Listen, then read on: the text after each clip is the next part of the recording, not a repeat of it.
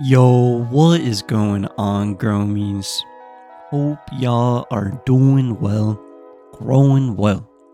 Now, growmies, welcome back to the 7th episode of how I grow autoflower weed from start to finish, every step.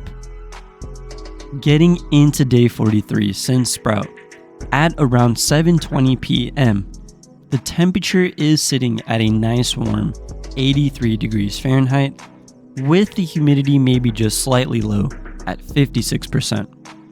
Throughout this time, I have kept the inline fan settings on 1 through 3 to keep a more humid environment since I live in the desert and it's really dry. First, opening up the tent and looking at the plants, the left oreoz definitely grew the largest and is also in the largest pot. Looking at the leaves, they are a very dark green color with dark veins as well. And looking at the flowers, we can start to see production of buds. To note the soil moisture level, the topsoil is starting to dry out, and I notice when the medium starts to get drier, plants start to get hungrier. The humidifier in the tent is empty, which makes sense why our relative humidity was slightly lower than optimal. Once filled, that should change. Moving on to our middle oreoz, randomly out of nowhere, this plant got super hungry. Since the plant ended up getting extremely hungry, I decided to feed some Gaia Green Power Bloom and gave a very healthy scoop. Feeling the pods, they're starting to get very dry, so it's time to do some watering. When I water, I take the pods off the risers so that way the water doesn't run off too fast. It's very important to make sure to fully saturate the medium so that way there's no chance of potential dry hotspots. And that will be all for day 43. Now it's time to see how the plants react to the food and water in the following days.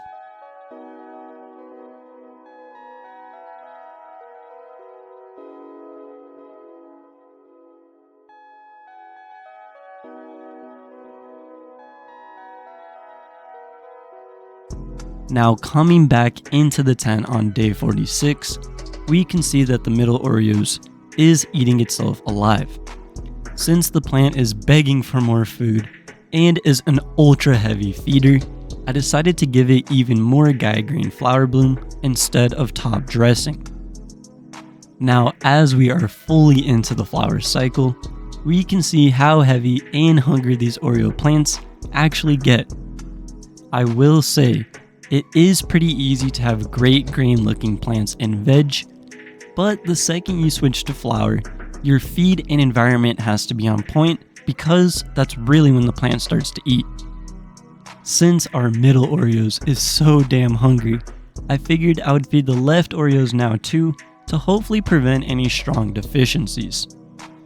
Day 47. Looking at the flowers after the feed, they are looking a bit more green and healthy, but it is early to say. At this point in the autoflower's life cycle, we are at one of the most aggressive growing stages, and it's beautiful.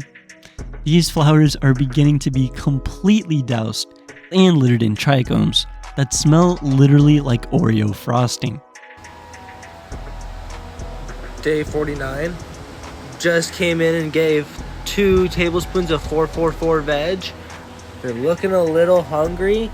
I gave 2 tablespoons of the 284 a couple weeks ago, but they just need the feed. I don't know. They're looking all right though. Martins look so good.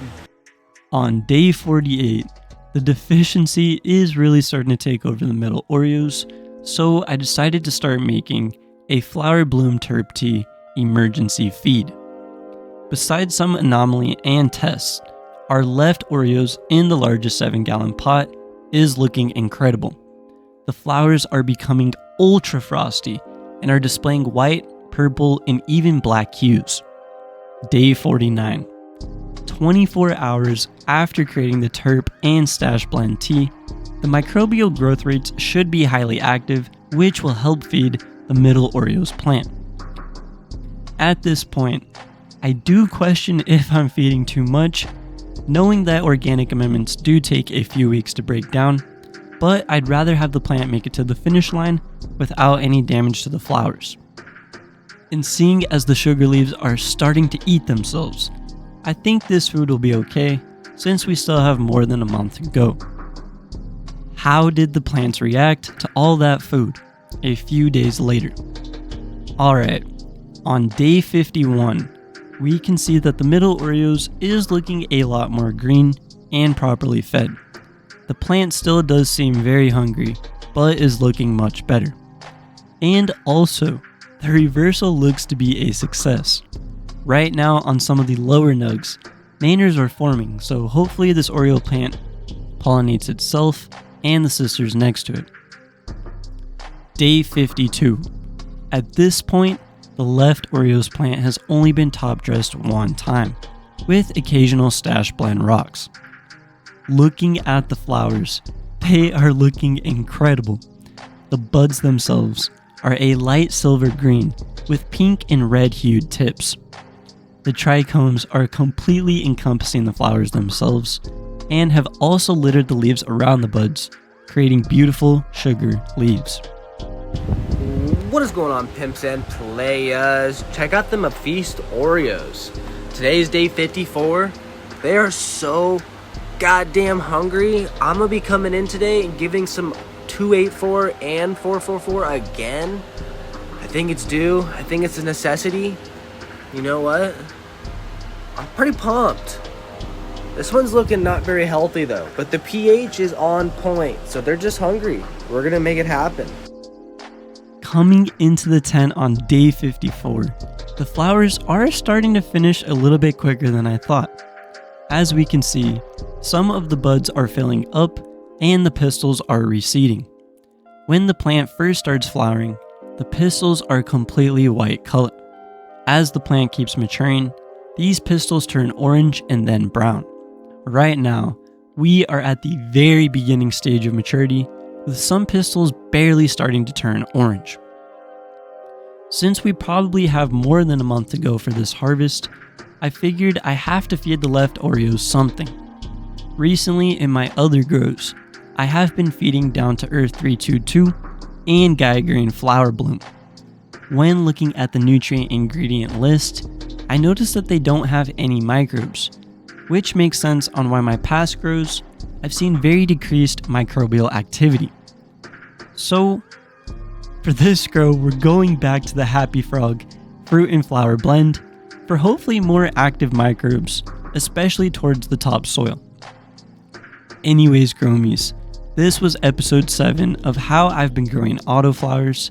Every single step in the next video of this series will be out sometime next week.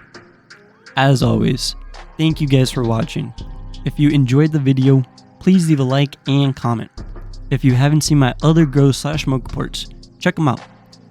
Keep it up out there, growmies, and stay motivated in this beautiful medicinal hobby. #growmegang.